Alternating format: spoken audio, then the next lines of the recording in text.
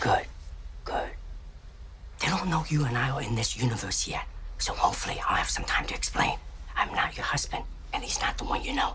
I'm another version of him from another life path, another universe. I'm here because we need your help. Very busy today. No time to help you. Okay, ready to go. Let's go.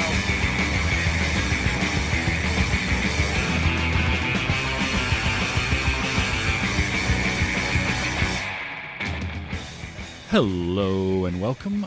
Welcome and hello. This is Wait, You Haven't Seen? It's a show where we talk about movies, and specifically, we talk about a movie at least one of us has never seen before.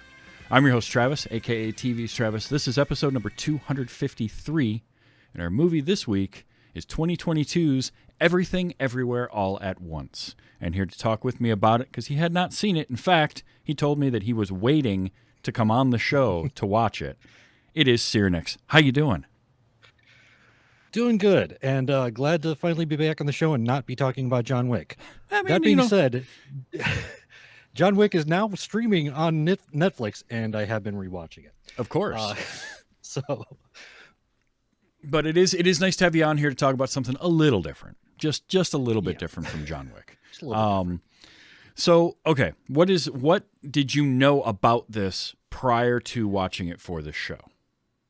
Well, I knew it was a multiversal movie. You know, that was a big thing because this was like right about the same time, or like right about the same time they were talking about multiverses and Marvel and stuff like that. So this isn't Marvel related, but it's still kind of the multiverse kind of theme. Yeah. And all I knew at first was it just looked weird. Like there's just random stuff happening. There's like Michelle Yeoh with a googly eye on her forehead. It's like, what is going on? And the only reason why I hadn't watched it before this, and before we were starting to talk about it on the show, doing it for the show, was because it wasn't streaming anywhere. Right. Yeah. It's like it wasn't until like earlier this month that I finally found it on Amazon Prime for streaming. So it's like, oh, it's actually available. Now is the time. Yeah. Yeah. So I saw the trailer for this and immediately was like, I don't care what it's about. It looks bonkers and I'm in because I saw it just looked weird. I saw Michelle Yeoh and Huy Quan, and I was like, I'm sold. Like because I love Michelle Yeoh. Absolutely. Like just everything she's in. She was one of the highlights for me in Crouching Tiger, Hidden Dragon back in the day. I'd watched some of her earlier Hong Kong stuff that she had done, and she's fascinating to me. So I was like, I'm in. And then Huy Quan, it took me a second because when I saw him in the trailer, so we're going to talk about him a little bit, but I hadn't seen him in anything in a while. And so I kind of did a double take, and then I looked it up, and I'm like, it's Short Round. All right, cool. Now I'm more in. And so I took a flyer on this. I have AMC stubs, like the A-list, so I pay the $20 a month or whatever it is, and I can go to movies, just get tickets, like 3 a week. And the nice thing about that is it allows me to take a flyer on a movie that I might not be 100% on and just go see it in the theater. Yeah. But this one I was like, no, I want to go see this. It's playing in the theater. Cool. It was the first movie I saw when theaters opened back up, was this. Yeah. And I was blown away by it. Like I got done.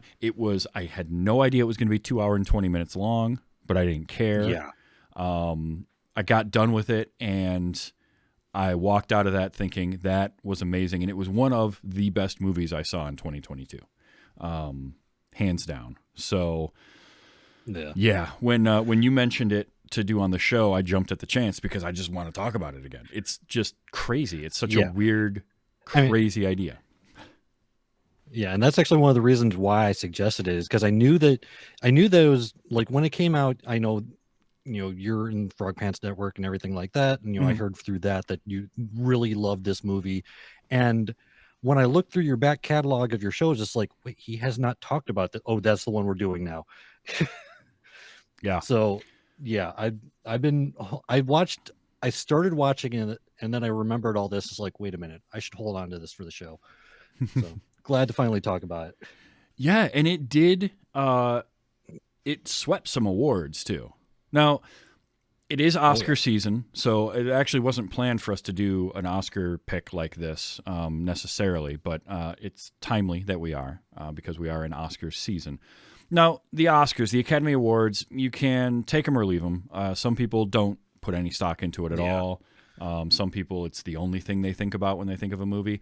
I do feel that awards like this are important or at least meaningful in so much as it's Hollywood itself looking at itself. Now, there are always snubs. There are always things that miss the mark. We could talk about that all we want. Yeah. That's fine. But for a movie to get made and then for someone like the Academy or the Golden Globes or whatever award ceremony it is to then notice that is a big thing. And this particular movie also went a long way because it is headlined by Asian actors, which is not, I mean, prior to maybe Parasite, a movie like this wouldn't have gotten Oscar consideration, I don't feel like. And it's unfortunate because, I mean, it deserves it, but it was deserving of everything. And look, this won a whole bunch of awards. So Daniel Kwan and Daniel Scheinert won Best Achievement in Directing. And if you haven't heard of those two, they got their start in music videos. One of their first music videos was the Turn Down for What music video with Lil Jon. Like they did that. And Daniel Kwan is actually in the video. Yeah.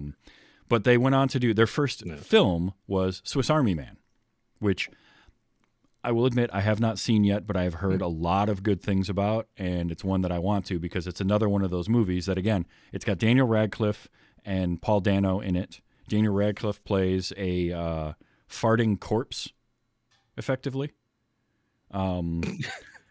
And that's about all I know. Okay. But it just, it's so interesting to think about, and I want to see it. So, they've also co-directed Awkwafina as Nora from Queens. They did an episode of that, an episode of the show Legion. But Swiss Army Man was their first film, and then they followed up with this. So, second film, they're already winning Academy Awards and just like setting the world on fire. Yeah. It's crazy. And they go like they just go out there for weird stuff. I mean, this movie is it is a multiverse movie. But it's also like this very small, self-contained story about a family at the same time.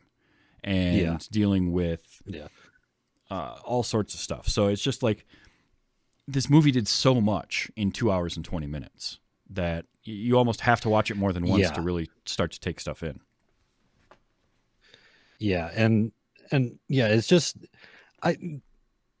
there's so many different highs and lows in this movie too that I'm just impressed by the spectrum that they go like through. Like probably about 75% of the movie, the most appropriate response for any given thing on the screen is "Wait, what?" Pretty much, yeah. And this like the ending of it particularly was surprising to me, but we'll get around back to that. But yeah, definitely. It's just, I was surprised by the spectrum this movie went. And it's an A24 film. And A24 for me has been one that they will do the weird stuff. They will do the more the less.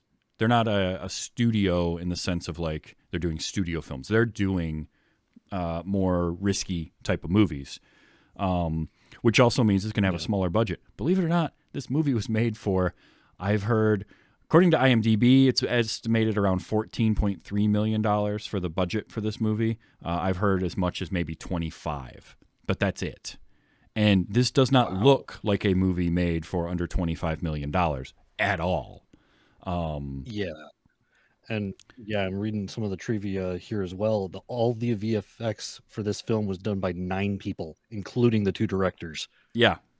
And it is a effects heavy in that there's a lot of stylized looks to things, but they didn't have to do like motion capture. They didn't do, that kind of, they didn't do like Marvel type or big budget type Yeah.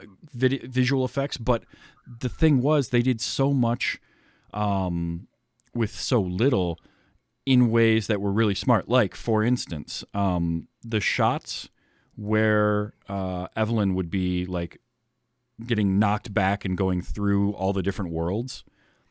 That was I saw how they did that, and it was really cool. They shot footage like walking through cities and walking through areas, and then they would project that on LED walls with a green screen behind her and have her like doing the motion in front of the green screen but with the LED wall so the light matched, and then comp in the video footage on the green screen. So like it's such a smart way to do it so that your lighting matches and you have that for all of it. Like it's just brilliant and it worked. Yeah, that stuff, like details like that, I find very impressive. That's like, because by integrating the, like you said, with the LEDs matching the lights to the green screen, that is one thing that a lot of people don't think about, is just maintaining that same lighting. And it's like, in addition to the shots like that, also just the staging of their shots, I thought was very well crafted. Like there's the one scene, like their use of mirrors in a couple scenes, I thought was really good. Like there's the one scene earlier on where Evelyn is at the table with all the receipts and stuff, and off to her left, to the right side of the screen, there's a small mirror. You hear her husband talking to her, and you can see his face in the mirror from the shot. So I like little details like that, and also factoring in the fact that whenever they do a shot where they're trying to make it look like the person is looking into the mirror, they're not actually looking into the mirror, they're looking into the camera. So they can't actually see themselves in the mirror. So just like little details like that, I think was really cool, the staging of the shots like that. Well, there's so many of those. The effect that I was talking about with the LED walls, it's kind of like a low budget DIY version of the volume that they use to film like Mandalorian, right? Like that's the idea behind the idea behind the volume is that you have a sound stage, but the way the projection is and the parallax they can do on all the walls means it can look like an outdoor set, and it helps to match all your lighting.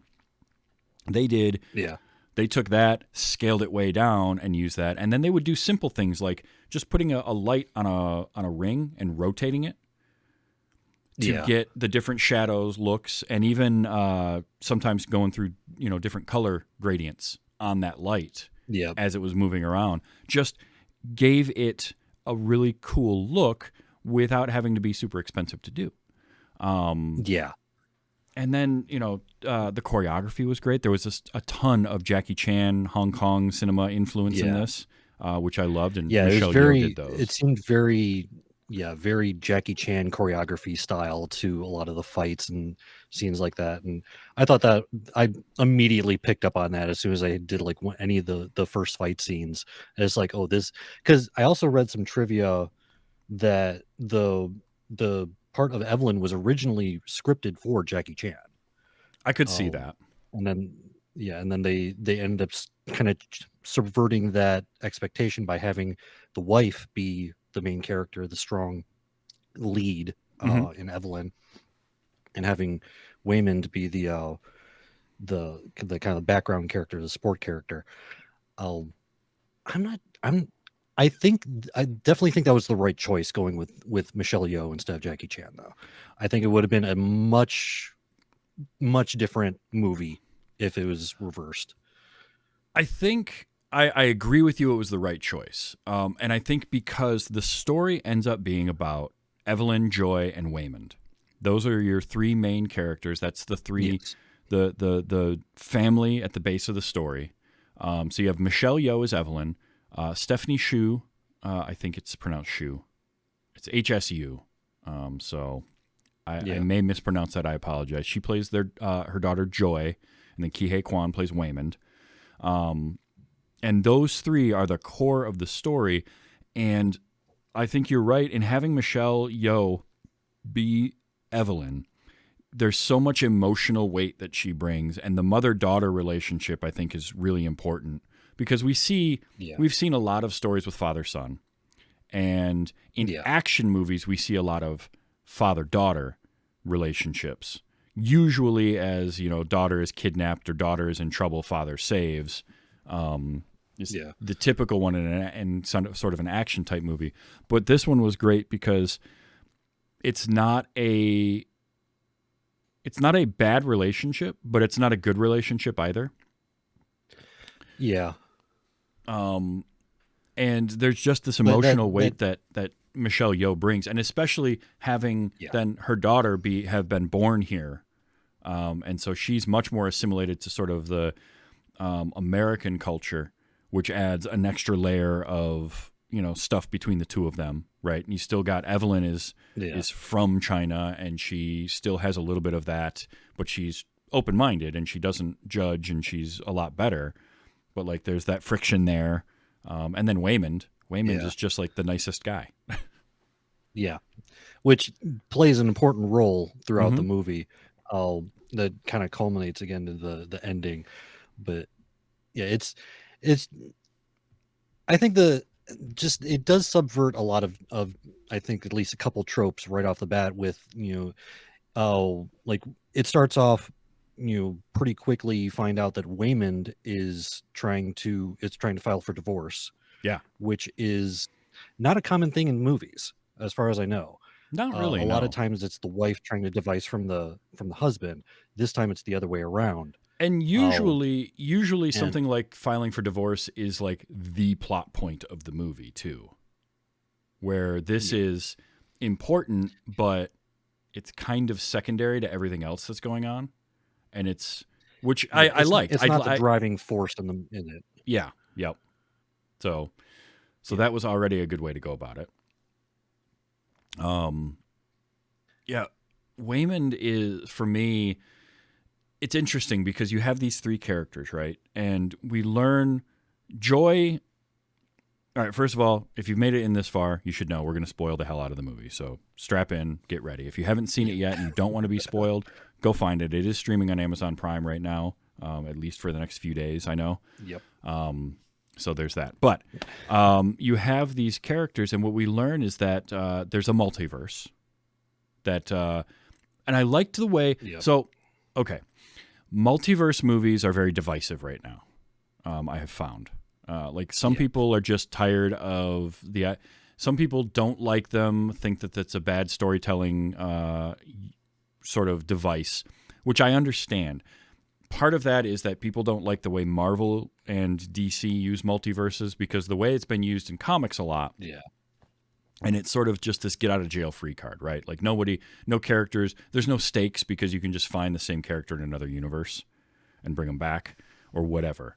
I do think multiverse stories can work. And this is a really kind of interesting way to do it because the multiverse is there, but the fact that it exists isn't really what we're going after. And it's not really, like, it's important, but you could tell this same story without that, and it could still be done, like the same core story. But adding that in just gives them license to have a lot of fun with the story that they're telling. Yeah. I think like just by going through this, I think the directors started off with the weird. Mm-hmm. It's like, what kind of weird stuff can we put into a movie? And then they work their way back to explain the weird. Oh, yeah. And I actually kind of like how they explain it. Just because of like, so pretty quickly, you like in the beginning of the movie, they introduce the multiverse, that there's a different Waymond that's part of the Alpha verse, which is the first universe to, do all this multiverse jumping and stuff like that. And they introduce the concept of the jump pads. Yeah. Which I think is a hilarious and awesome way of doing it, where basically you just have to do something that's completely out of the normal that'll link you to another, just for the sake of ease, a variant of yourself, and you can gain their skills. Yeah. So it's like, it starts off very simple with just like, okay, put your shoes on the wrong feet. Mm-hmm. Something out of the ordinary. Sure. But, and there's plenty of examples of that throughout the movie, and they're all just like, again, wait, what? uh that is probably the most common sentence I said while watching this movie is just, wait, what? uh but yeah, I think I like the explanations that they end up coming up with, but I think the directors started with the weird first Oh, and then worked their way back. I have no doubt. And what's great is they do just the right amount of explaining without having to get into too many long exposition dumps. And they leave enough sort of questionable. Like, Alpha Universe is the first one to make contact with another universe. How'd they do that? We don't know. We don't care. Like, it doesn't matter. It's not How'd they important. figure any of this up? Just doesn't delete it. matter. Like, but I love that there's all the variations, and the more outlandish the thing you do, the further away from you can get. Is also an interesting thing. And then, but also the universe jumping is like a way for them to communicate. It's a way for them to gain skills, but you also get the memories and the emotions and the feelings of these different versions. And so I liked the clay pot analogy of, every time you jump, you create a crack. And if you do it too much, your clay pot will just fall apart and you'll lose, like you'll die. Your psyche will go because you do too much. Yeah. And that was how they made the antagonist, Jobu Tupaki, got created. Jobu Tupaki, because she was pushed too far. And figured out a way, like by pushing that person too far, they then became able to just universe hop at will. They sort of reached some enlightenment. But what I really thought was interesting is you have mother, father, and daughter, and there's a character that is enlightened of the three of them.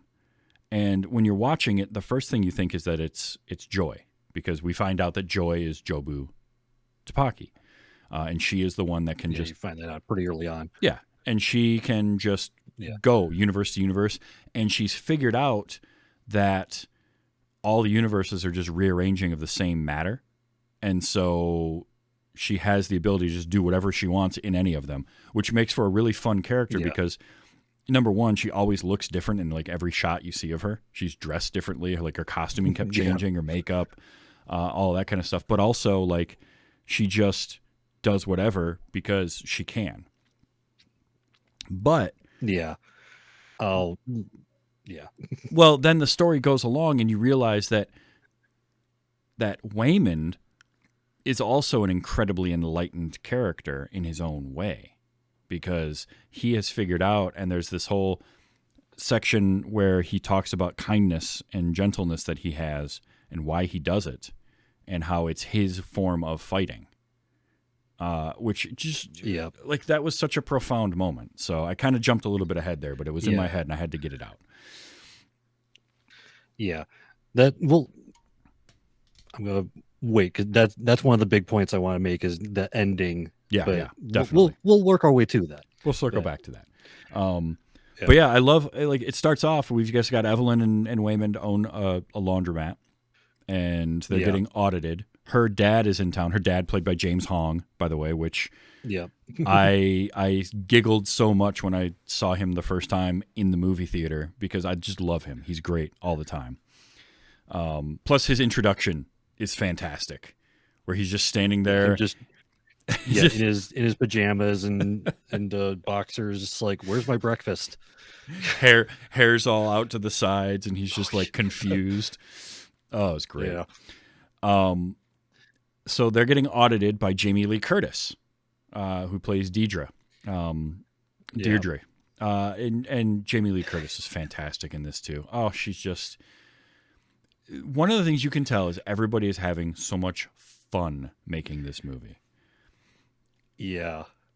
And there was, and it's like really up until, like, watching it this time, the first like probably half hour or so of the movie is like right up until like just after the meeting with Deirdre is a little bit cringy.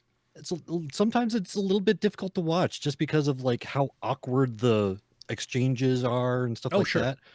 Oh, but it's just like that. I think that's on purpose. Just Well, because we're whatever. seeing, But yeah, we're seeing, as the movie puts it, the worst version of Evelyn, right? She's yes, not really good at anything, and she's just sort of going through life now. And she's not happy, yeah, and because of that, like, Waymond isn't really happy. Their marriage isn't great, but they've been together. And now he's asking for the divorce. They don't have a good relationship. She doesn't have a good relationship with her daughter or her daughter's girlfriend. She's yeah, just reconnected apparently with her dad, because we find out that she left home and her dad kind of disowned her. So yeah. we don't dive too much into that, but like, all this is going on, and yeah, it does make very cringy because And it's just so awkward interplay between all of them. yeah, and Jamie Lee Curtis did a fantastic job with her role, and you can tell that because the character was just like like government to detriment. Oh yeah. It's Mhm. like she was like the IRS agent. Yes. Like imagine that person. She played that character very well. And also, because this is where we're introduced to it, Yep. this is the statement that I've been waiting 2 weeks to say. On her desk, we like immediately when you watch this is the first thing I thought of. You have the first instance of Chekov's butt plug Mm-hmm. in this movie. That will become relevant later on, but this is where it's introduced. Yes. Yes. While she is explaining her job to Evelyn and Waymond, she points out her Auditor of the Year awards, and she has 3 of them on her desk. Yes. And they make it a point to show those, and that becomes a point. That becomes very evident why they are shaped the way that they are later. We will get to that as well. Oh, but yeah, it's like, so this is at the point where, as they're going up the elevator, is when Waymond from the Alpha universe jumps in and gives Evelyn the first information. And so, yeah, that's where she has to do the whole, put your shoes on the opposite feet, picture yourself in the janitor's closet. And he pulls her into a separate universe to explain everything to her, or to try to give her some info. Yeah. So she's, I Which love that stuff. effect was really cool. The shattered the glass effect that they effect. did with the yes, Mhm. what comes up a couple times in there, and it's very well. It gives you just by that visual, you can tell things are breaking, Mhm. that things are not the way Oh, they should be. Just I a very loved. visual language. I thought that was really cool. Yeah, we're going to talk about the visual language of this movie in a little bit. But yeah, so they're having their meeting there, and then they're getting ready to leave, and so Evelyn's getting all sorts of confused, which I loved. I loved how she is so confused, but she's also relatable. Like at one point, Alpha Waymond tells her, this is after, so he's told her, the basics of this, and like, you're not ready to fight yet, but you'll know when the time is right. And then she goes back to her audit. They go to leave, and they left their little cart there. So at this point, Evelyn has seen in the other universe Deidre, who is just this like mindless, like knuckle dragging, mouth breathing, whatever, kind of heavy and Brute. Yeah, brute. And then we see that type of action as Deidre is bringing the cart over to her. So when she comes around the corner, she just punches her right in the face, just square in the face. Yeah. And then she's like, "Well, you said I would know when to fight." And he's like, "I meant about us." And he holds up the divorce papers, and that's she finally notices the divorce papers.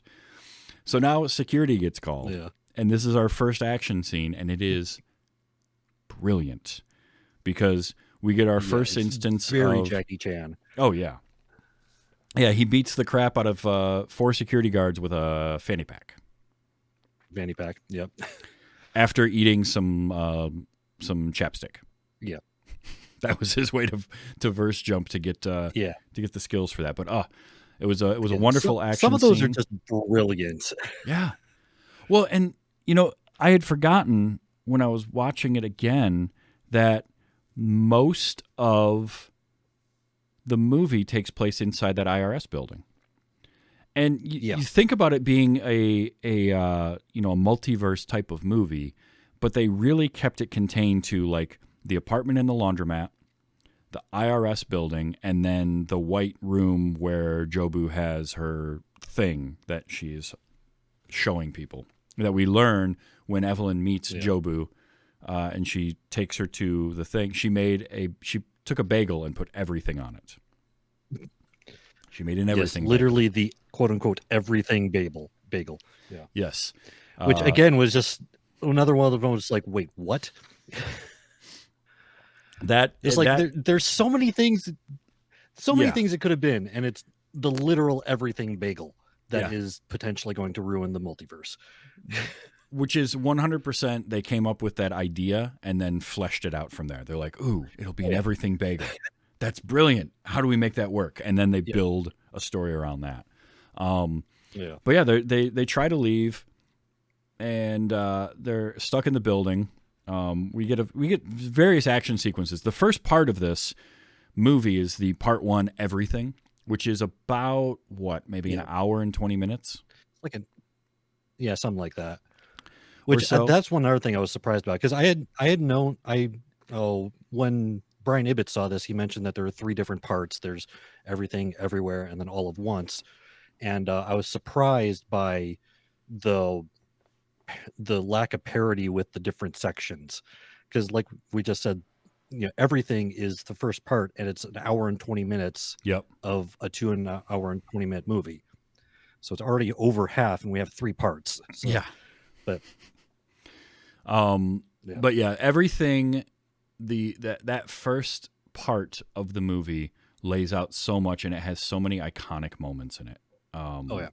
Because the second action sequence, I guess it would be technically the third. So they go to leave. Waymond has his fight, and then everything goes crazy. They hide for a little bit. We get some more exposition. When they're leaving there is when they get grabbed by the cops who have shown up because they've caused all this problem. So the police have them, and that's when Jobu shows up there, because Jobu Tupaki has entered has entered our this universe, and shows up. We get a hilarious scene in that hallway, because number one, I love how she's so pedantic about the language when she shows up. Like, you can't be in here. Oh, is it that I can't? Or is it that you're not allowing me? And the second time he says, I can't let you do that. It's like, again with the can't. I don't think that word means what you think it. Like, I love that. This just cracked me up. And then there's the whole scene in that office, which, by the way, the guy, when Evelyn verse jumps to being the maid, and when she opens up the secret room and the guy comes out with his dominatrix, that's one of the directors. That's Daniel Scheinert. Oh, is it? One of the 2 directors is playing that character. And that made me laugh a lot. Nice. But we have fight scenes all galore, and then at one point is when we get the payoff of seeing that award, because which culminates into like one of the most awkward kung fu fights I've ever seen. It is something, because they went full bore for it. But it's an amazing stunt sequence, and the fighting with again Michelle Yeoh, and then Brian Lee is Alpha Jumper. He's the one that has the trophy. In fact, his we'll leave it at but his we'll leave the location of the trophy up for interpretation. His credit though is Alpha Jumper Trophy, and then the other one is Andy Lee plays Alpha Jumper Bigger Trophy. So you can figure that one out however you want. But basically we get they're part of the Alpha universe, and they're trying now to stop Evelyn because Evelyn decides that she is going to try to be like Jobu, to understand her, to stop her. Yeah, she's gonna Because try to, and I think just prior to that, like the kind of the why they start going after her is because she just starts doing random things. Mhm. Like she starts dancing at one part. Oh, yeah. We forgot to mention that like for them to multiverse jump, there's this little earpiece. Mhm. Looks like almost a Bluetooth headset type thing that they have to press. So she's just like doing random stuff, like dancing in the office, presses it, fractures a little bit. She at one point I think she swallows a frog statue, like Yeah. a small frog statue. And like she rubs hand sanitizer in her eyes. Uh-huh. Just doing all this kind of random stuff to like purposely fracture her mind into the multiverse. because Jobu, the yeah. Alpha universe considers Jobu the biggest threat because Jobu is an agent of chaos, as they put it, right? And Jobu is going to all these different universes. She's going to all these different universes, going after Evelyn's in the different universes, trying to find all of them, basically. And so this Evelyn, who is the most the least remarkable Evelyn, but like, has literally she is the hero because she is the worst version of herself in the multiverse. yeah. But even in that respect, the way Waymond explains it is actually kind of cool. How it's like, okay, yes, you're the worst version, but you're surrounded by better versions of yourself that you can tap into. Because every time she makes a choice to do, ends up doing the worst option, there's a divergent one where she took the better option. And speaking of which, one of them that kind of comes up throughout the movie is she gets a lot of her kung fu ability from a diversion of herself where she doesn't marry Waymond. Right. And she becomes a famous martial artist, actress, becomes wealthy and all that jazz. And in the same way, Waymond actually ends up in a more affluent spot as well in that universe. So it's something that again kind of comes together at the end where they start to establish this pattern that maybe if they hadn't gotten married, they actually would have been quote unquote better off. Right. But we come back to a very poignant quote later on that kind of ties that up. But yeah. Which we will get to, but basically Evelyn figures out, okay, if Jobu Tapaki is this chaos agent, I need to understand her, and starts doing the crazy thing. So now the Alpha universe is after Evelyn, and Evelyn is trying to save Jobu because it's Joy, and Jobu showed her the everything bagel. And it's this very like Jobu Tapaki is very nihilistic, right? She's seen everything. Yeah. She's seen the whole of the multiverse and realized that none of it matters. And she basically wants to effectively destroy it all. And because if nothing matters, then what's the point of having it? Yeah. And so Alpha Universe wants to stop that, and Evelyn just sees her daughter and wants to help her daughter. So she tries to figure her out, and that's where we get everything kind of culminates, and then she does reach out to her. She does make connection, and it doesn't quite go the way that she was hoping it would. Like Joy just doesn't quite get there. And it's partly because Evelyn isn't quite ready for it either, but she's seen these other versions of herself and this whole idea of the better versions of her, right? And the different worlds and all that. Yeah. But she does finally come to realize that it's much more important about the small things in the family.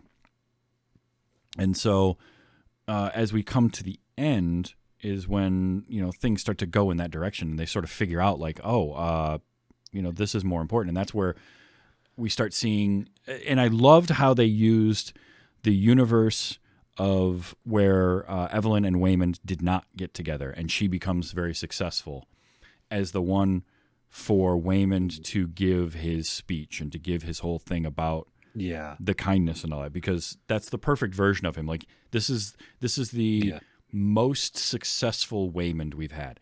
Everywhere else, he's kind of, he's poor and he hasn't done much, but he's a nice guy. Yeah. And here's a version of him that did make Yeah. it, got lucky, but he's still this nice guy. And there's a reason for that. Yeah. And it's at this point that I was just surprised at the turn, because you have, like I said at the beginning, like 75% of the movie is just weird. Mhm. It's like, okay, this, I can go with this, but it's just like, wait, what? And then you get to the last part of it, and I was surprised by how genuinely heartfelt Mm-hmm. the last couple Yes. segments of this movie were. Like there was a couple lines from Waymond where I was literally tearing up Oh yeah. just thinking about them. Like one of them, like, oh, so Evelyn just had her Dark Night of the Soul, went a little bit crazy in some of the universes, and has actually stabbed one of the Waymond. I keep on wanting to call him Wayland, Waymond, uh, and like stabbed him with a piece of glass. And moments later, he's turned around between Evelyn and the people trying to kill her, trying to protect her, saying, stop all this fighting. We don't. Yeah. And he says one of the most poignant lines. There's two lines specifically from him that I think were particularly impactful. One of them needs to be applied to everyone. Just be kind, especially when you don't know what's going on. Yeah. You imagine like how much impact that line would be if everyone just took it to heart. Just be kind, And- especially when you don't know what's going on. Yeah, and that is a thing that I have really tried to do. Like, obviously, sometimes it's tougher than others, but kindness is such a Yeah. thing that you do for someone else. Yeah. You know, when you're nice to somebody, being nice tends to be a more self-serving thing, whereas Yeah. kindness you just do for someone else. And so that really resonated with me when I saw this movie, of this idea Yeah. that Waymond is like, just be kind. And you're right, especially when you don't know what's going on, be kind. And that worked. So yeah, that one was really, that one hit me. Yeah. And at that point, that's when Evelyn really starts to see Waymond for who he is. Mhm. For the longest time, she's seeing him as just kind of a bystander, kind of weak. He even explains in the affluent version of himself that it's like, a lot of people see me as naive, but this is strategic and necessary. Yeah. Him being kind. And she, like, Evelyn really starts to see that in him, starts playing back these memories of how just joyful he is throughout all of the hardships of their life, in the versions where they're married. And that kind of culminates into another line that just kind of hit me: being married, having kids, not always having, great circumstances. But he says, in another life, I would have really liked just doing laundry and taxes with you. Right. That and is like the definition of marriage. Yeah, and the thing about that is, and why it's so impactful in the movie, is it is our Evelyn, I'll call, hearing that from the Waymond that she did not marry, that she did not go with. Yeah. Like, it's not her Waymond saying that. And Yeah. and for him to say that to her, here he is, successful, looks great, he's done so well for himself. And he says that to her, and that impacts her a lot, because when I'm watching this movie for the very first time, and when I go back and watch it, it's slightly different, but like as you're watching it, and then there's the whole reveal of the nihilistic part of things and the whole nothing matters. And there's an absolutely amazing scene where there is no dialogue spoken. It's all written on the screen, because Evelyn and Joy There's are not even like any sound period in that scene. It's just Evelyn and Joy as rocks in a universe where life didn't evolve, but they verse jumped into that. Where Evelyn starts to understand the nihilism a little bit, and she starts to get that none of it really matters. Yeah. And she's starting to come around to Jobu's side. And I think that there are so many ways this movie could have gone. And one of them could have been kind of embracing that, and it could have been a very nihilistic movie, but it is instead a very hopeful movie, because Waymond then is able to bring her back to realize that, no, all of it is dumb, none of it really matters, but it also all matters incredibly.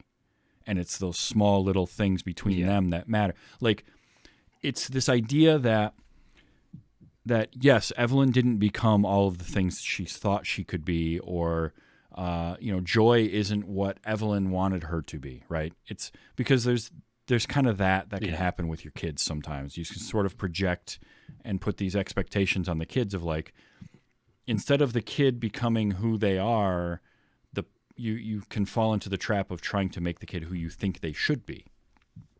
And Evelyn was able to kind of come around to realize that is not the way to do things, that things just are going to happen. And Joy, like, regardless, Joy is there. Joy is her daughter. This life that she's made is actually pretty good.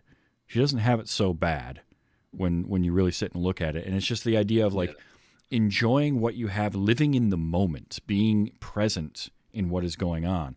This Evelyn had spent so much of her life, from the moment she decided to leave home with Waymond, she had spent her entire life no longer living in the moment, instead wondering about what could have been or what should be. And she's figured that out, like, because we see all the different versions of her. We see the version of her without Waymond. We see the version of her with Deidre in the universe where everybody evolved hot dogs instead of fingers. Yeah, which again is just the weird. Got to remember the weird. Yep. Yeah, every time you think the movie's hit, like, the weird peak, then they go. No, it gets they're further. just like, hold my beer, and they go one step further. Because now, hot dog fingers. Hot dog fingers cracked me up because they can't use their hands. So then they got really good with their feet, which was a funny joke. But then also it had that moment where she's playing the piano with her feet, which was a cool effect I did see. They had, like, prosthetic feet, and it was somebody's hands inside them playing the piano.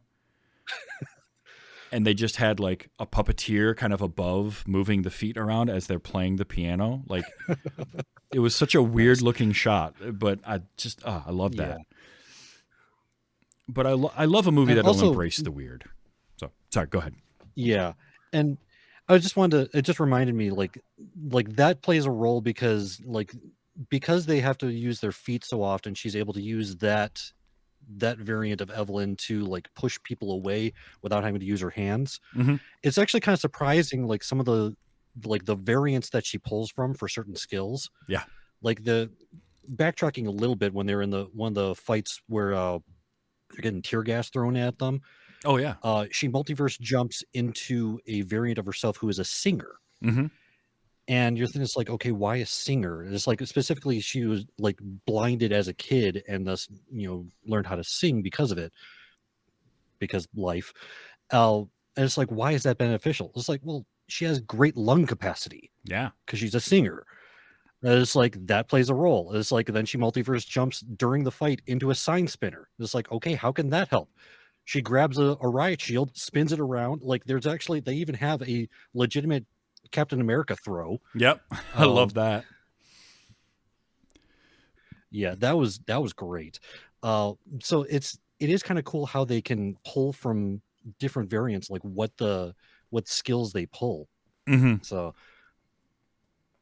yep, I was a big fan of all of that stuff. And it just made for fascinating action sequences, but it also made for just a lot of huh or wait what moments of, okay, that's a different way to do it. Like, at one point when Evelyn first jumps and gets the martial arts abilities, we see a quick shot of her doing push-ups with her pinkies out, and then it's the whole idea of kung fu can exist even inside the cookie. But then they call that back later because she jumps into just a slightly different universe, and we see that, and then it's kung fu can exist within this pinky.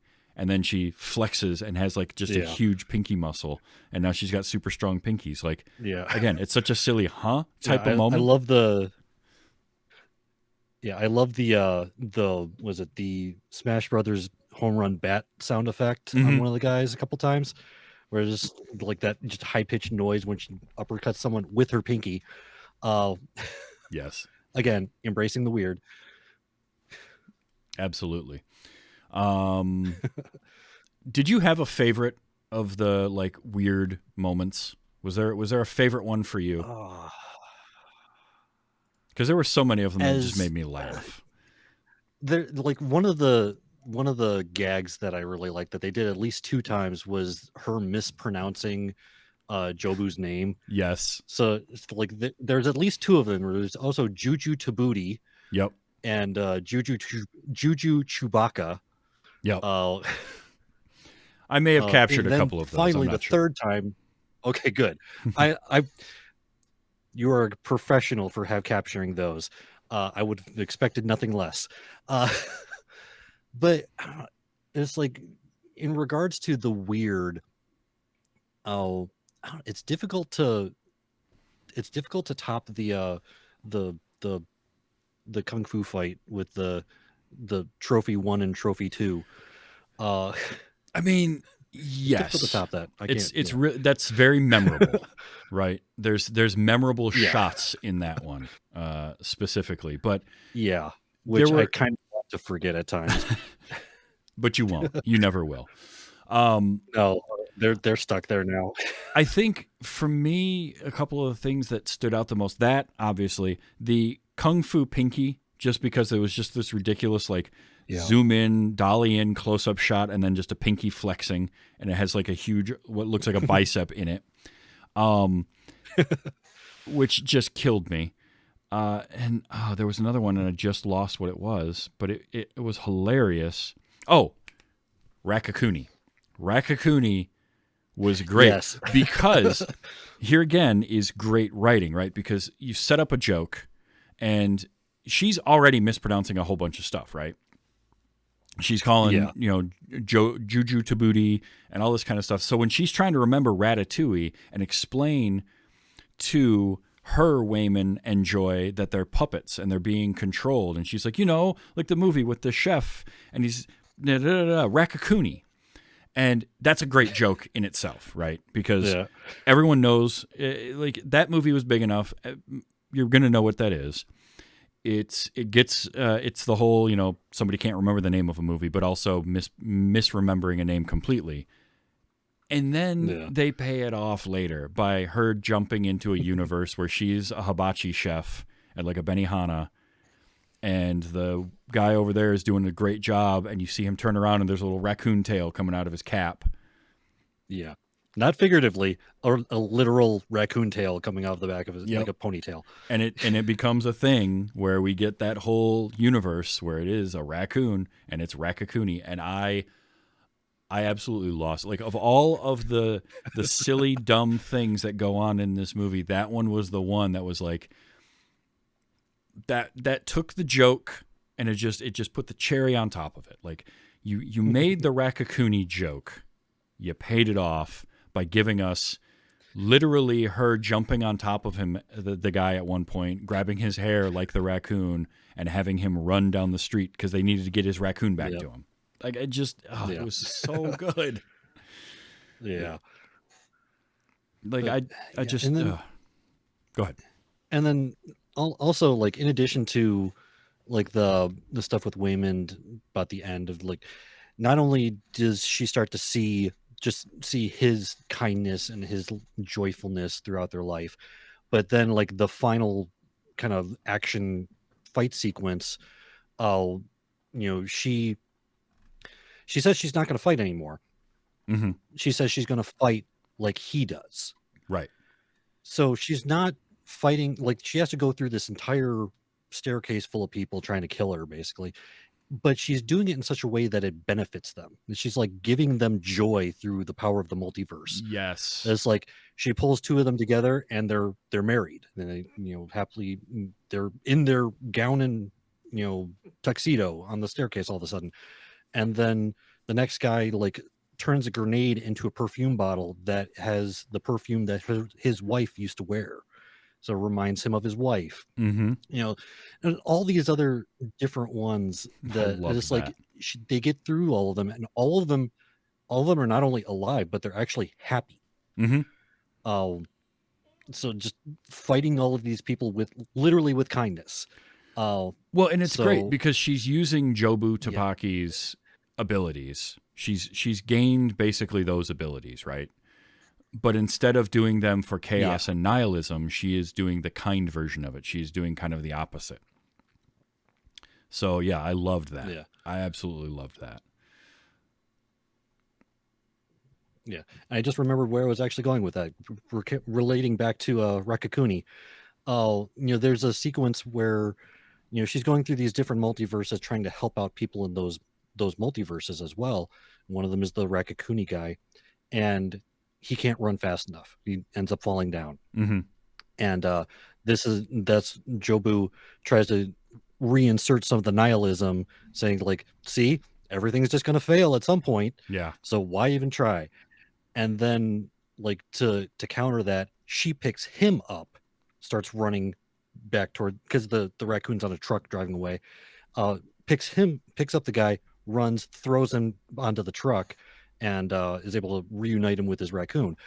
So yeah, just overall, I just was so surprised at how heartfelt the movie ended. Mm-hmm.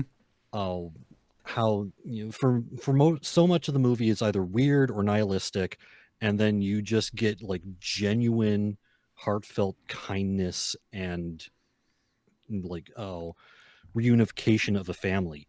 Mm-hmm. Basically them saying it's like, hey, yeah, this does suck, but you know what, I still love you. Yeah. It's like basically what it comes down to.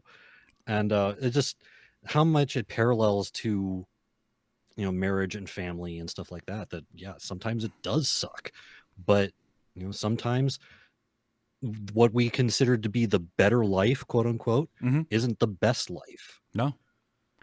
No, and that's what takes the movie from being kind of a fun concept and an interesting idea into something that can sweep a bunch of Oscars. I mean, here's just a few of the awards this won at the Academy Awards last year. First of all, it got nominated for Best Costume Design. It did not win. Black Panther: Wakanda Forever won. But the costuming in this was great because you had just interesting looks for everybody. The hair that Jamie Lee Curtis is sporting is a choice. And then everything with... Well, that's putting it delicately. But everything with Jobu Tapaki is amazing.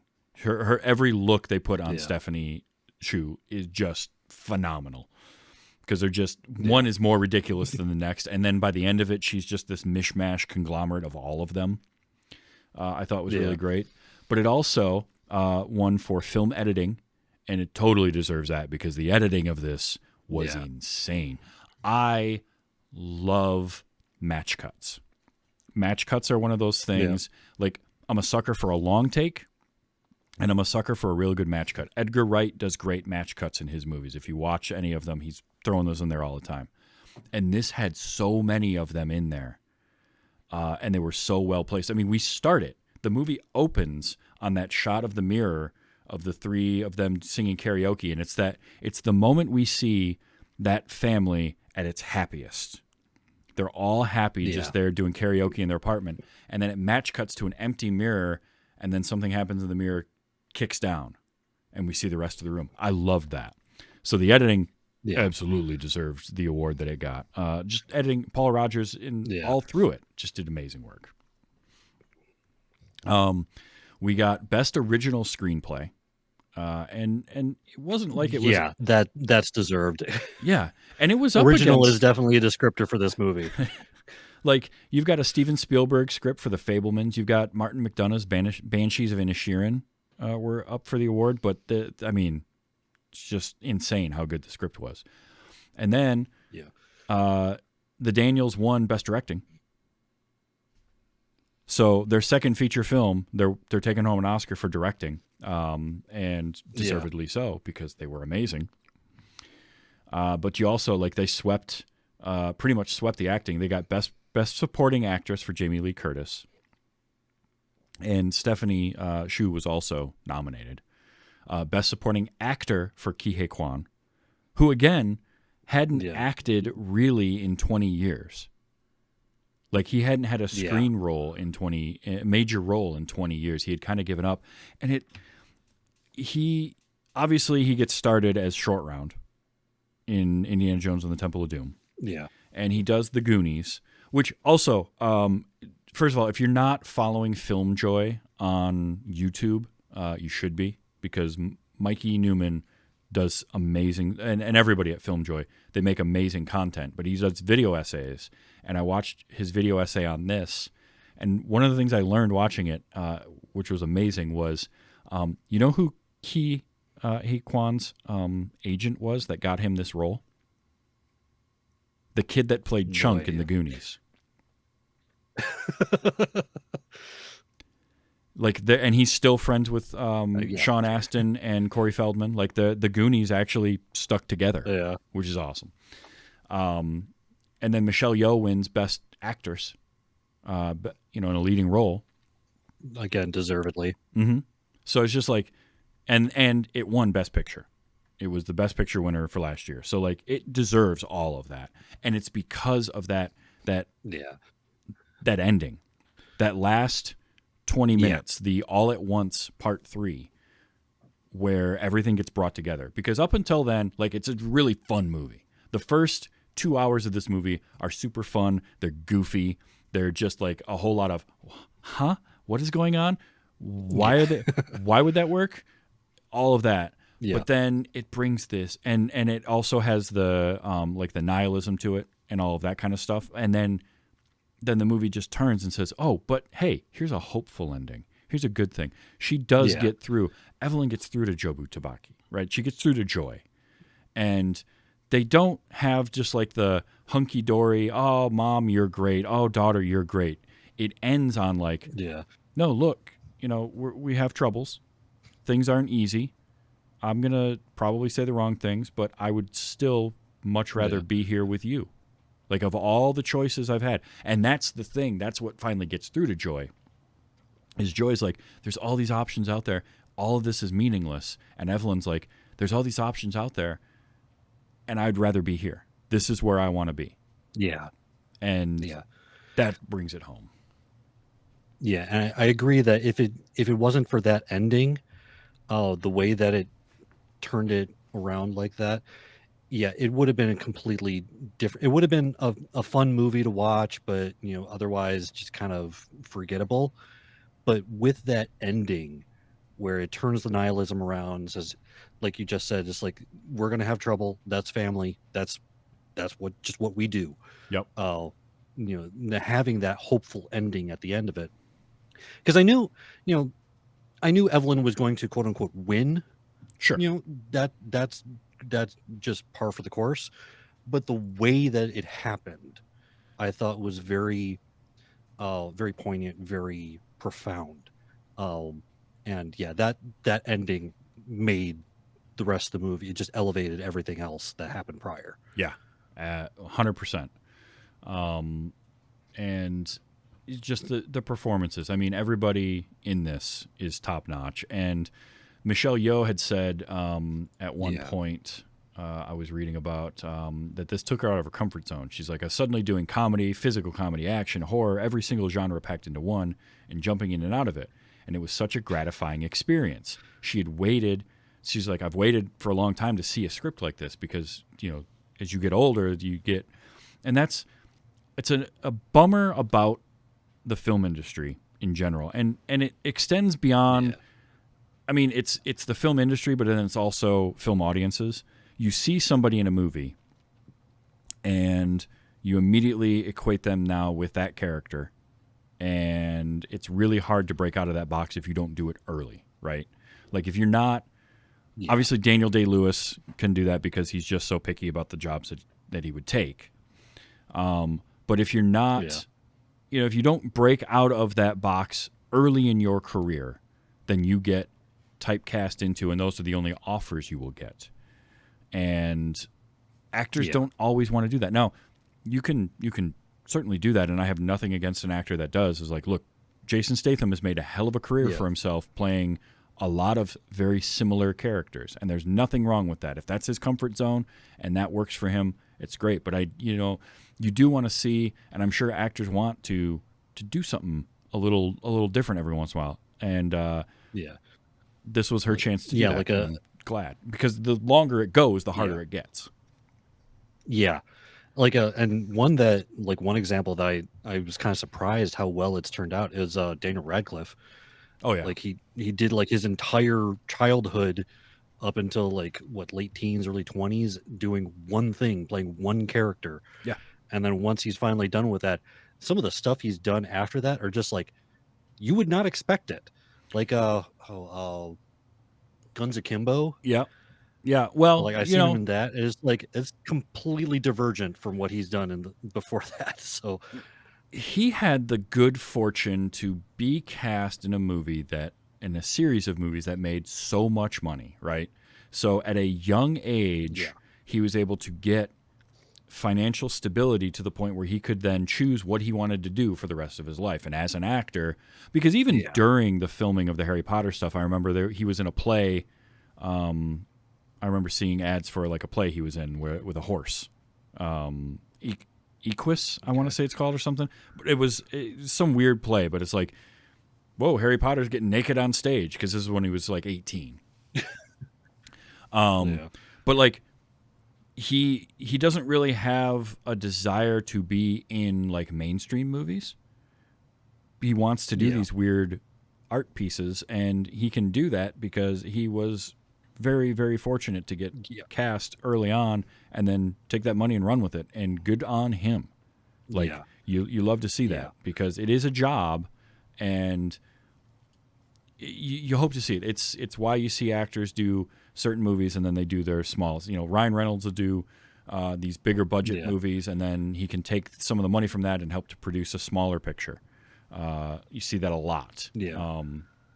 But it's and I think that it is worse for women in Hollywood too, because they really get put into a box.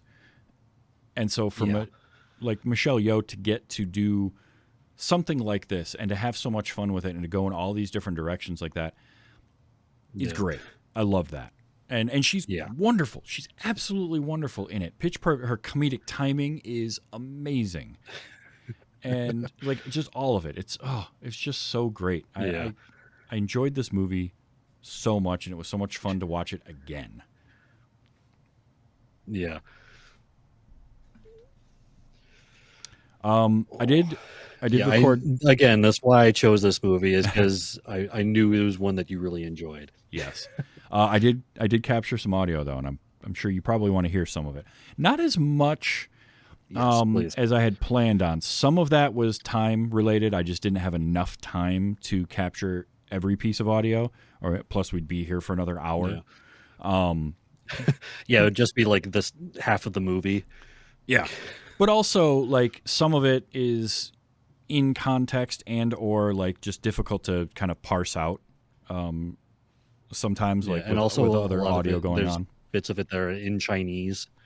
That's another thing too, is there's a lot of this movie that is in subtitled, and because of that, it makes it a little tougher for an audio part and an English speaking podcast. But it fits the movie so well, and I love how they would transition from I think they were speaking Mandarin. I'm hoping that I'm right on that. But I think they were speaking Mandarin, but they would go from Mandarin to English and back. Like, I just really enjoyed the performance of all of that, and it felt like real conversations too. That was the great part. So let's see. So here's one of Evelyn's mispronunciations of Jobu Tupaki. That's what she's trying to say here. Juju to booty. Choo-choo to booty. And she's so sincere about it too. That's the best part. Like, Evelyn is great. Evelyn, she's great at being the worst at times. Yes. Yes, I didn't capture, but there's that moment where she tells Joy, like, hold on, and she walks over to her and just says, "You're getting fat." And it's like, Yeah. it's she wants it to be sort of like her way of caring about her, but she goes about it in the wrong way. And that's the thing. Her heart was always in the right place, but she was never good at like delivering the lines that she wanted to. And she couldn't It's like remember things. someone right. having a mosquito on the side of their head, and you just smack them in the side of the head with a tennis racket. Yeah. It's like, I mean, it's effective, but not subtle.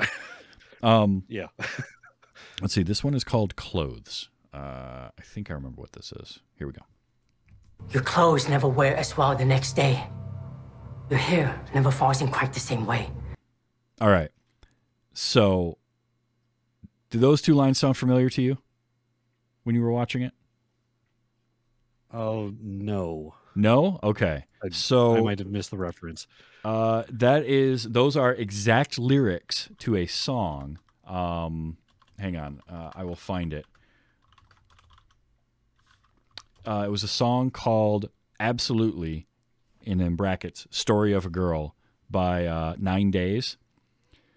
And this was a popular song. Okay. It was all over the radio. I want to say, when did that get released? 2000. So it was big, early 2000s kind of power pop song. And those are literally two of the lyrics for it. Find it. Your clothes, it's the pre-chorus. Your clothes never wear as well the next day, and your hair never falls in quite the same way. And then the song goes on, you never seem to run out of things to say. But I remember in the theater hearing him say that, and I was like, oh, come on. Like, really? We're doing that? It was kind of one of those moments, but it's so great. They just snuck in the lyrics from that song into the movie. Also, just real quick, I was really amused when he said that the clothes are happier in their apartment. Oh, Wayman's googly eyes were awesome. Yes. And that was another thing that Wayman would do just to be Wayman. Just to be silly. It was Wayman's thing to put googly eyes on everything, and then for that for Evelyn to embrace the weirdness by putting them on her rock in that one universe was awesome. Yeah. I did like when we first meet Joy and Becky, and then Evelyn opens up the door and just reacts to Becky being there as, I only cook enough food for 3 people. Now I have to cook more. Yeah. It's just, now I have to cook more. Good to see you too. Thanks. Yeah. Okay, this one, I don't remember what half these are, so here we go. His heart cannot take it, especially after such a long flight. You want him to come all the way from China to die like that? He's not gonna die. Like, that is a conversation has happened hundreds of times between mom and daughter or father and son or whomever. But it's just love that. You want him to come all this way just to die like that?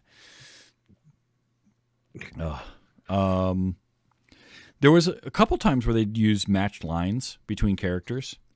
A character would say something and then another character would say the same thing. And here's two of those. And I liked that because it was right. It was that whole idea of the multiverse and each of these realities being just slightly different. And it was a cool kind of way to show that, because here's, Evelyn at this point, this is early on. This is when she is sitting in her audit and also getting pulled into the janitor's closet by Waymond. And first it's Jamie Lee Curtis saying, Sure, you have a lot on your mind, but I cannot imagine anything mattering more than the conversation we are now having concerning your tax liability. So there's that. Again, the quintessential IRS agent. Yes. She is 100% government employee. And within like 30 seconds, Evelyn is back in the janitor's closet with Waymond, and Waymond looks at her and just says, I know you have a lot of things on your mind, but nothing could possibly matter more than this conversation we're having right now concerning the fate of every single world of our infinite multiverse. Like, infinite multiverse, tax liability. I love that. I think one of those kind of weighs a little bit more than the other. A little bit.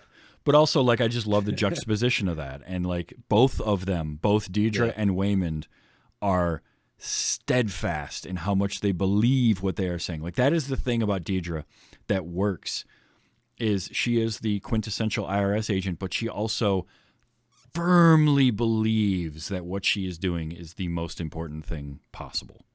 Because that's how you win 3 Auditor of the Year awards. You don't get a desk full of butt plugs without earning them. All right? And that can get taken out of context all day long. That's fine. This one I have labeled just happy. So we'll see what this is. Do you think this is funny? I don't know why I call it happy. Yeah, that's not a word that was included in that sentence. Normally it's the opposite, where I'm like, this is called happy, and then it's just somebody saying, I'm happy. But in this case, it was the opposite of that. So, okay. This when this happens in the movie, it just, you can't help but, 1, be very confused, and 2, just laugh out loud because the ridiculousness of this. She appears to be in a universe where everyone has hot dogs instead of fingers. Yeah. And then on top of that, the best part about that is first she jumps into that universe and we just see her with the hot dog fingers. They say that line. We see Deidre walk up to her and it freaks her out. And then we get like 30 seconds of explaining it was just a weird diversion in the human evolution. And it goes back to like 2001, A Space Odyssey opening. And it's one of the apes with hot dog fingers just slapping the crap out of another one with normal hands. And that's why everyone evolved that way. It's the most ridiculous thing, and I loved it so much. Just embrace the weird. Yes. Just embrace it.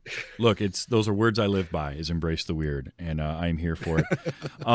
This is... Well, good, because otherwise I wouldn't be here. This is, again, early on. This is right after the first action sequence where he beats everybody up with the fanny pack.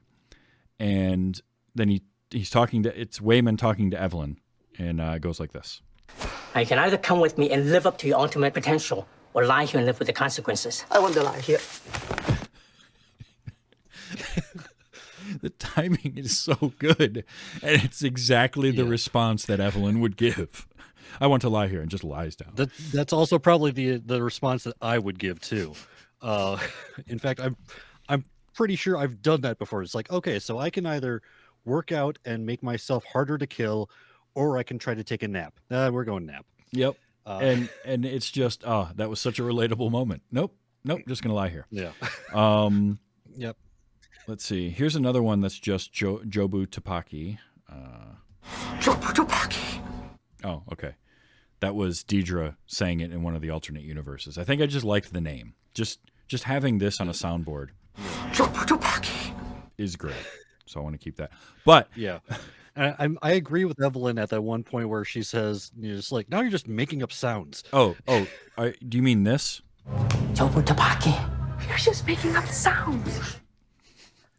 Absolutely, because I love that I use stuff like that all the time, where somebody will say a name and it's just like, you're just making that up. You're just making up noises. Or one of my favorites is a quote from the show Psych, where at one point Sean, the main character, is all upset with his dad, and his dad's talking to him, and he's like laying in his bed with his face mashed into his pillow, and his dad says something to him, and all he says is, "Stop making noises with your mouth." And it was just, that's the best way to tell somebody to shut up. I love it. Yeah. And the final one, because, again, I already mentioned this as one of my favorite ridiculous moments, but... Rakakuni. And now I have that. That can just be a wonderful exclamation that I can play. Or I can be playing a game and something weird can happen. Rakakuni. So... so that's the audio that I captured. There's so much more. There's so much more in the movie. And I mean, I could go through and make multiple boards worth of sound clips just from the silliness that goes on in here. It's so great. It's really it is a worthwhile, like, sometimes I know people can think of like an Oscar-worthy movie as being dull or being not enjoyable to watch in some ways, or it's just not their type of movie. I know people are like, I don't like Oscar-winning movies. They're just not my type of movie. This could be your type of movie. This is not what you would, if you told somebody this won the Best Picture after they saw it, they would probably maybe believe you. But if you just showed them the trailer and said that movie won Best Picture of the year, and it's got somebody with hot dog fingers and another person, you know, if you told somebody that a movie involving a fight sequences with a fanny pack, objects being inserted into places they shouldn't be, hot dog fingers, and feet playing a piano won the Best Picture, they would look at you like crazy. But it's true. Yeah. It did happen. It did. And it happened because again, just that heart. embracing the weird. They embraced the weird, and then they brought it back to a very human place by the end of it. And it's relatable too. It's a type of thing that anybody can relate to, regardless of how weird it gets. Yeah, that's just like that's the surface. But there's these layers underneath it, and you start to relate to these characters and care about what's going on with them, and that's what makes it work. And that's why I want to watch absolutely and keep an eye on the Daniels, these two guys, Daniel Kwan and Daniel Scheinert, and watch what else they do. Because if their first two movies can be, granted I haven't seen Swiss Army Man, but I hear nothing but good things about it, and if it's half as good as this movie was, I'm gonna love it. And I'm really excited to see what they do. Indeed. Well, Searanex, this has been super, super fun. I'm so glad we got you back on. And, you know, we didn't have to necessarily talk about John Wick to do it. So that's nice, too. Yeah. There isn't a fifth movie yet. Not yet. So, but they're talking about it. Just, and do this just to prove that, yes, I like movies other than John Wick. I know that's the thing that has been on brand lately since but just also, just for reference, the first movie I talked about was Pulp Fiction, not John Wick. That's true. There is that. Yes. Anyway. But yeah, now you don't just like movies, though. You do a podcast about games. Indeed. Yeah, it's a podcast called The Part-Time Gamers. It's the gaming podcast for people with full-time lives, is the tagline I like to say with it. I'll talk about games, different game each week that you can play to completion or satisfaction within a short amount of time. Because let's face it, we're all getting responsibilities that we don't really want to have, but restricts the amount of time we're able to play. And you know, sometimes you just want a game that you can get in and out, feel like you've accomplished something. And those are the kind of games we talk about. Tomorrow we normally record on Sunday nights. Literally like right when this show is ending, we're going to be starting recording over at twitch.tv/Searanex or youtube.com/@Searanex. Nice. This Sunday, though, it's going to be a little bit different. We're going to be doing a game night. Excellent. So unfortunately, if you're listening to this as a podcast, it has already happened. You can prepare for next one. But we're going to be doing community game nights the last Sundays of the month now. So very looking cool. forward to that. Love that. And I like the show too, because I'm like you know, I want a game, I want to play games, but sometimes you just need to find, is this a game that I could pick up, play, and then walk away from? Or is it a game that I can finish quickly?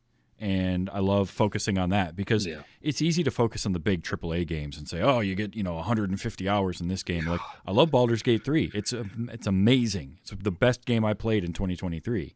Yeah. But I don't always have time to devote to something like that. I want something that I can jump in, those roguelikes and those games that just give you something like that to play. So that's really cool. I love that. And your co-hosts are also great, by the way. Yes, September and Theo.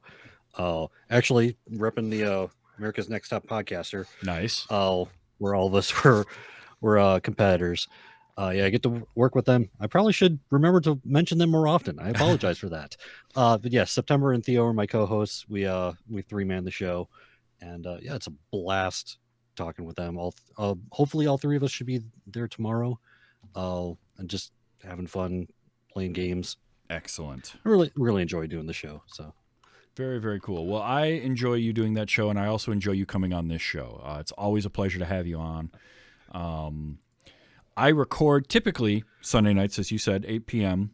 So I'm wrapping up as you're getting started. But we moved to Saturday night.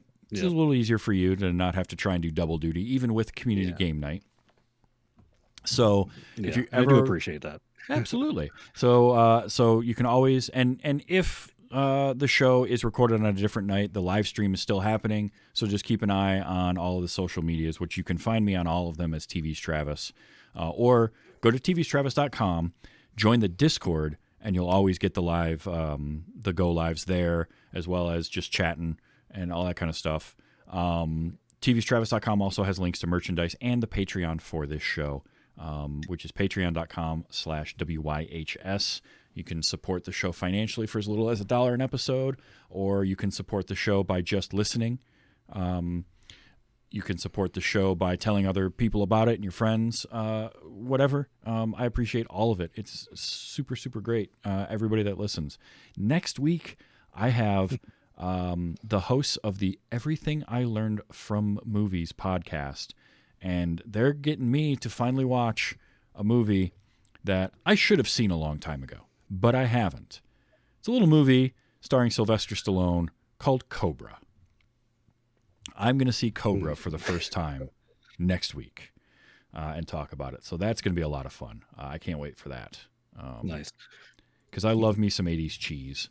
And Cobra is 80s canon film starring Sylvester Stallone. I'm all in on that. So that'll be next week. The show does come out as a podcast on Wednesdays, too. So anywhere you get your podcasts, or like I said, tvstravis.com. So other than Part-Time Gamers, where can people find you, Searanex?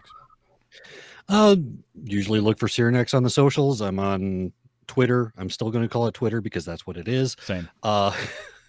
Yeah. You can also, if you use the link bit.ly/CI Productions, that's my website. It also has a link to my socials, that's where I host the podcast and everything. So that's pretty much the central location to find pretty much all my stuff. Excellent. Yeah, that's a good way to do it. That's why I set up tvstravis.com, and I put all my social links in there, and I put the podcasts in there, and it's just it's easy to tell people just go here and then find it based on the platform you want, because there's so many platforms now to find things on. But if you do go there, but next time if I do something like this, sorry. No, go ahead. Next time if I do this, I would try to pick a better name, because the full name is caffeineinducedproductions.com. I still have trouble spelling caffeine, even though I consume way too much of it and have been trying to spell it for the last 3 years. So that's why I went with the bit.ly link. That's a lot easier to. That's super helpful. No, that's a good way to go about it. But it is nice to be able to just send people to one spot. But if you go there, join the Discord.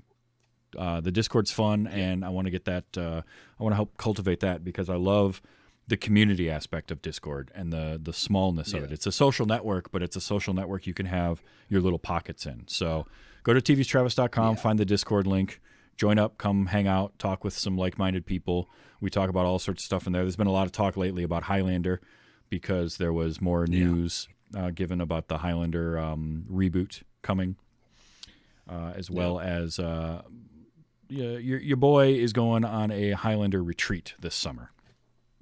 So that's going to be something fun. Nice. I'm going to go to Scotland and visit some locations that were used in the movie and the TV show. So that'll be a lot of fun. But that's a story for another time. So until next week, and me finally watching Cobra, Searanex, thank you so much for being here. Thanks for having me. And just remember to enjoy your movies, and let's be excellent to each other. There's been weight you haven't seen.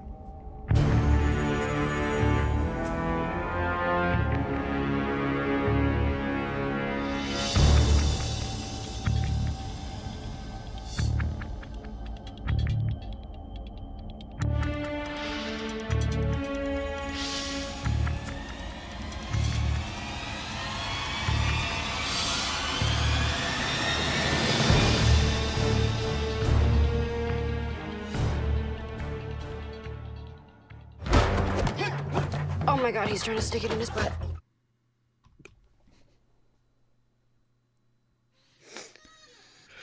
I mean, Perfect ending. there is no way I could not use that.